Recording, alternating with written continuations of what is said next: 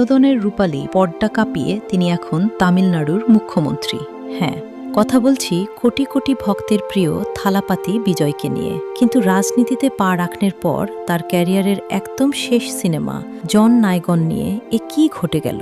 ভক্তদের দীর্ঘ প্রতীক্ষার অবসান ঘটিয়ে অবশেষে ছাড়পত্র পেল জন নায়গন। তবে আনন্দের মাঝেই যেন বড় একটা ধাক্কা। ভারতের central board of film certification বা সিবিএফসি সিনেমাটিকে সরাসরি অর্থাৎ অ্যাডাল্ট সার্টিফিকেট দিয়েছে, যার মানে কেবল প্রাপ্তবয়স্করাই থালাপাতির এই শেষ ম্যাজিক বড় পর্দায় দেখতে পাবেন।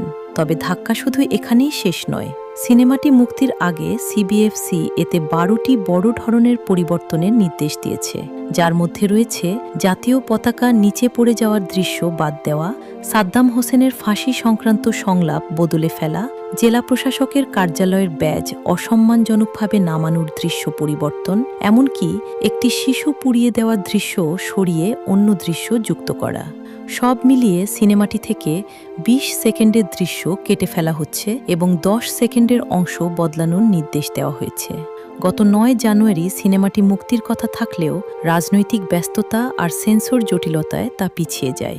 তবে ভক্তদের জন্য এটি অত্যন্ত আবেগঘন একটি মুহূর্ত, কারণ এই সিনেমার পরেই থালাপাতি বিজয়কে আর কোনোদিন রূপালী পর্দায় অভিনয় করতে দেখা যাবে না। মুখ্যমন্ত্রী বিজয়ের এই শেষ সিনেমা কি পারবে বক্স অফিসের সব রেকর্ড ভেঙে চুরমার করতে? সেন্সর বোর্ডের এই কড়াকড়ি নিয়ে আপনার মতামত কি?